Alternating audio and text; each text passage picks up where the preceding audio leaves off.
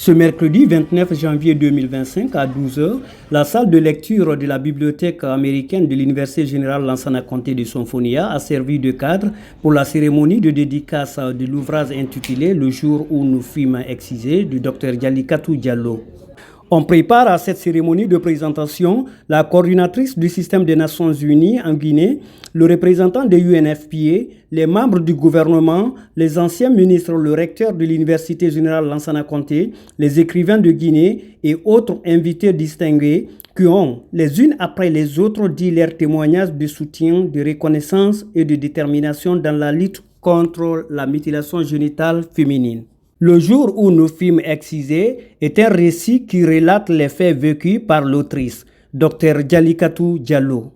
En fait, l'objectif de ce livre, c'est pour une sensibilisation, pour éradiquer la pratique. Et j'ai pris soin, dans un passage, de montrer les souffrances que nous avons eues, mes co-accusés et moi. Le récit est dedans.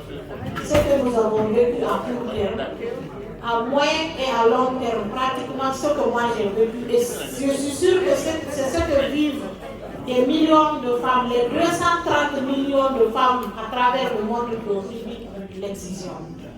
Et les mesures, la mobilisation générale prise, les mesures prises, non seulement par le système des Nations Unies, donc l'UNFPA en particulier, l'OMS, l'UNICEF, ONU, PAN, ainsi de suite, mais les ONG féminines.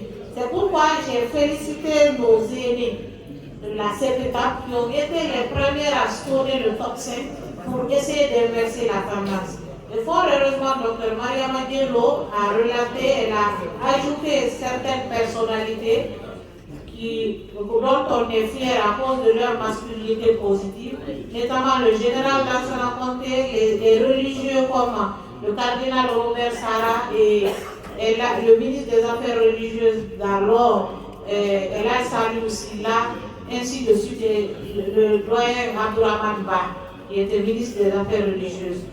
Et tout ça, c'est expliqué, la mobilisation. Le rythme actuel, pour que nous soyons au rendez-vous des ODD en 2030, il faut multiplier 27 fois le rythme pour qu'on parvienne à éradiquer la pratique néfaste d'ici 2030. Donc nous avons fort à faire. Mais fort heureusement, les statistiques prouvent que environ 15% des femmes ont échappé aux mutilations génitales féminines. Et ça, c'est grâce à la mobilisation générale et aux mesures de répression à travers le monde. C'est très important.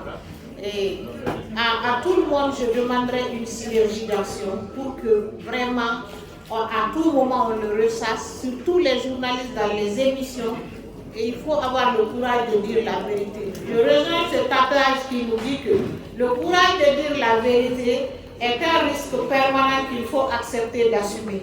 Donc nous devons pouvoir dire la vérité aux communautés. C'est par la dédicace et la signature des livres achetés par le public et la séance photo que la cérémonie prit fin aux environs de 13h40. Il y aura une lueur d'espoir avec diminution de la prévalence aussi en Guinée.